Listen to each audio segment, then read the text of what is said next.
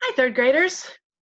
Time for the Mouse and the Motorcycle, Chapter 7, The Vacuum Cleaner. If you'll recall, Ralph, who was, Penelope is sitting right here next to me. Say hello, Penelope. She's very excited to hear the next chapter. So Ralph was underneath the bed checking out the motorcycle when the maid came in. There wasn't time for him to scurry away. And if you recall, Mrs. Gridley had told the people, the management, that she thought there was a mouse, that there were mice. And so the maid was told to make sure that she cleaned under the bed. Chapter 7, The Vacuum Cleaner. From his, oh, yes, hello? Penelope wants my attention, sorry. She's apparently in a playful mood. From his, that or she doesn't like books about mice. That could well be. Oh, you want me to read something about a cat? She's kind of batting at me. Okay, from the position under the bed, Ralph watched the tank of the vacuum cleaner being dragged from the hall and listened to the clash and clang of the attachments of the maid as the maid connected the long metal tube to the nozzle at the end of the hose and fastened a carpet cleaning part to the end of the tube. Okay, so the vacuum cleaner was, the motor, and then the tube, and then the part that's actually going to be on the carpet. She heard her humming to herself as she plugged in the deadly machine and began to work it back and forth across the carpet. It's nice she's so happy, thought Ralph bitterly, as he watched the hungry machine devour. Sorry, she stuck her tail in my face. It's nice she's so happy, Ralph thought bitterly, as he watched the hungry machine devour dust and lint that lay in its path. The maid's feet in white sneakers moved across the room until, without bothering to bend down to see where she was cleaning, she shoved the attachment under the bed. It slid closer and closer to Ralph. To be on the safe side, he pushed the motorcycle farther from the reach of the machine, but he dared not take his eyes off the attachment for even an instant.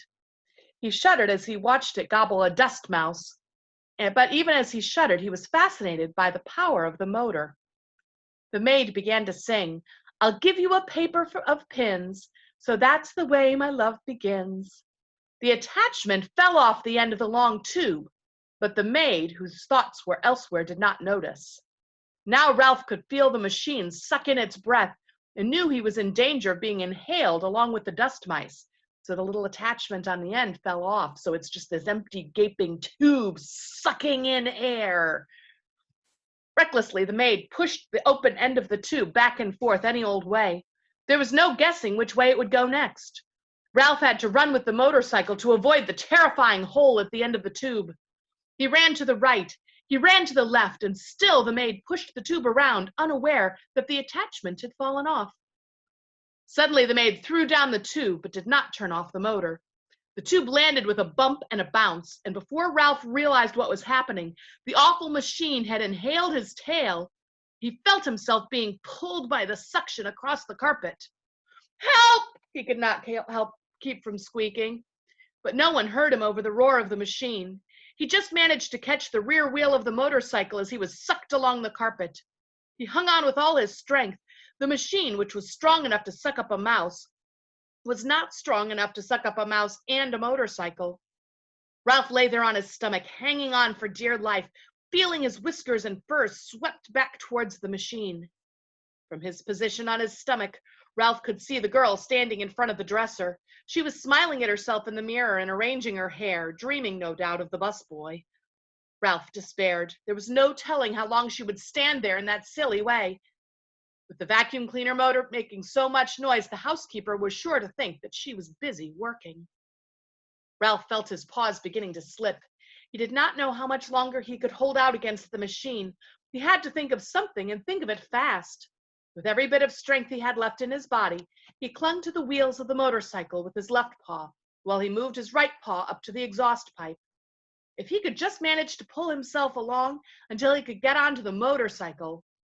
Now remember, he had promised he would not ride the motorcycle, right? Bit by bit, hand over hand, Ralph dragged himself along the exhaust pipe. He knew he was making progress when he could see part of his tail once more. He reached back and yanked his tail out of the tube, only to have it sucked in again. Ralph was far from being out of danger. "I'll give you the keys to my heart," the maid sang to herself before the mirror, now pulling her hair behind her ears, now piling it on top of her head, oblivious to the desperate struggle under the bed. Once Ralph's paws slipped from the exhaust pipe, and he thought he was a goner, until he caught the rear wheel in time to save himself. Slowly he moved forward until his entire tail was free. Things were easier when he could brace his hind foot against the spokes of the rear wheel. Slowly he rose, clinging to the machine, until he was able to grasp the hand grips and throw a leg over the seat. Ralph felt considerably safer sitting on the motorcycle, and very much pleased with himself for having outwitted the vacuum cleaner. He was quite sure by now that the maid would never bother to look under the bed. He tried to move forward, propelling the cycle with his feet, but he found the suction from the motor behind him was too strong. This made him wonder if the motor on Keith's cycle was stronger than the pull of the machine behind him.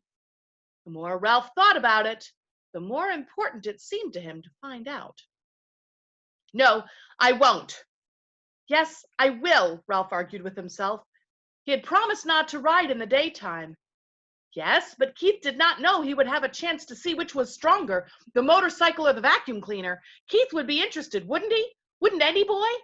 Riding the motorcycle would not be reckless. It would be an important experiment. Motorcycle versus vacuum cleaner. Which would be the winner? Ralph had to find out. Excuse me just a second. I'm going to pause this. Okay, sorry for the interruption. It was my downstairs neighbor calling. The maid turned abruptly from the mirror. Her feet in sneakers moved across the floor toward the electric outlet. If she disconnected the vacuum cleaner, there would be no experiment. If Ralph was going to pit one motor against the other, he had to do it now. He would never have another chance. Ralph picked up his tail and started the motor. Without taking time to let it warm up, he gunned it with all the breath he could inhale. The motorcycle got off to a faster start than Ralph expected, so fast that Ralph lost control. He shot out from under the bed just as the vacuum cleaner died, with a long, drawn-out groan. Suddenly everything went white, and Ralph found himself bumping along a strange, ghostly place, all white, and made of cloth that seemed to be closing in on him from every direction. Ralph had ridden straight into a pillowcase thrown on the heap of laundry the maid had dropped on the floor, and the opening of the pillowcase had fallen shut behind him. Ralph had no idea which way was out. He dismounted the motorcycle and beat at the cloth with his fists, but everywhere it struck was soft and yielding. He stamped his feet only to have the cloth give softly and silently beneath him. He began to wade through the pillowcase, tugging the motorcycle along behind him, while he wondered why he had thought it was so important to test the motorcycle against the vacuum cleaner. The light, filtered through unknown layers of cloth, was dim, and he sank to his knees in bed linen with every step. When he came to a seam, he knew that he'd been wading in the wrong direction. "Drat," muttered Ralph. He turned, still dragging the motorcycle, and tried to retrace his footsteps, only to find that he had no idea where he had come. There were no landmarks. The cloud of cloth were white and billowy and yielded in all directions.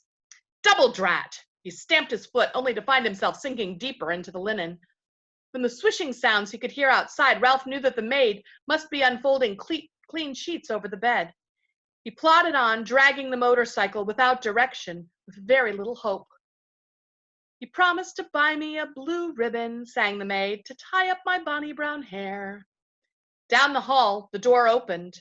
Ralph heard a muffled woof, and in a moment the click of the small dog's toenails on the bare floor on the edge of the hall carpet, followed by a sniffing that was dangerously close. The little terrier began to bark. "I know you're in there," he yipped. "Stick out your tongue and waggle your fingers at me, will you? You just wait." Paws began to scrape at the sheets and pillowcases as if the dog were trying to dig a hole. Ralph decided it was wiser not to talk back to the dog. He huddled, scarcely breathing, against the motorcycle. "Well, hello, you cute little thing," said the maid, revealing to Ralph that she was even sillier than he had thought, and as if there were anything cute about a terrier who could scarcely see through his own hair. The dog went on yapping, and a bit self-consciously, Ralph thought, now that he knew that he was being admired by the maid. A man's steps came thumping down the hall. "Stop your racket, you pesky mutt," said the owner's voice, and Ralph knew when the bark suddenly came from above him that the dog had been snatched up. "Let me down and I'll dig him out," yapped the dog as he was carried away. "Just let me down for 1 minute and I'll show you." Suddenly, Ralph felt himself being tumbled about in the pillowcase. He did not even have to think about what to do. He automatically grabbed for the motorcycle and held on with all his strength. Even though he had been tipped upside down with his feet in the air, Ralph knew he was being lifted up inside a bundle of bed linen and carried down the hall.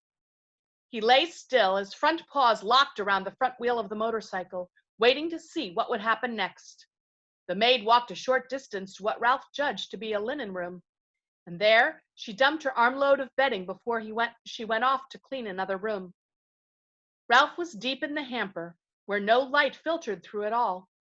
These sheets and pillowcases were on their way to the laundry, and since he had no wish to be laundered, any more than he had any wish to be thrown out in the trash, there was only one thing for him to do: start chewing.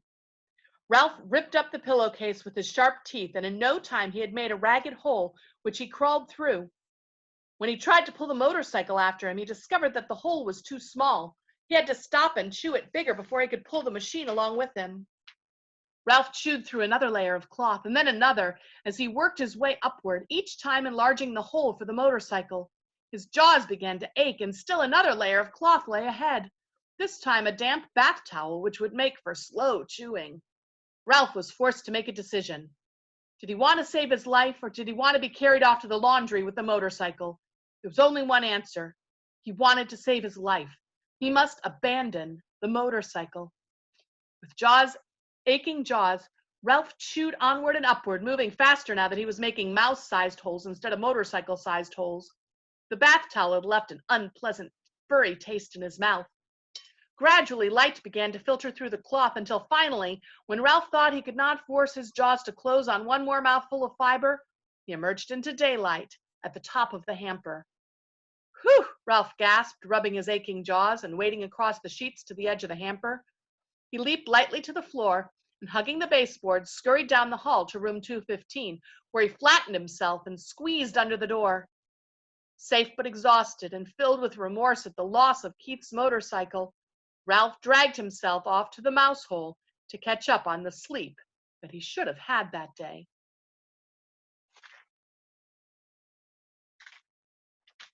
All right, we're going to stop here for the day. Mouse on the Motorcycle. I hope you enjoyed it. I also hope that you have a good weekend. I love you, third graders. Take care.